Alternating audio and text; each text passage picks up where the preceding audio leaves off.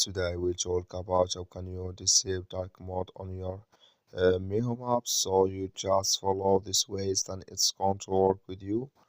All you have to do inverse. So you just go down here, you click on profile down here, you just click on it.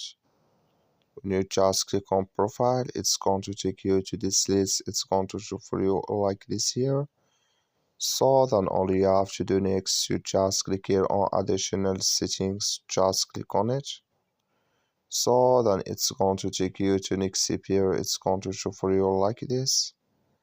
Then you click here on, you come here to dark mode of plugins here, just clicking this sign or this color. Like you see color, it's gone, that's mean it's disabled with us now.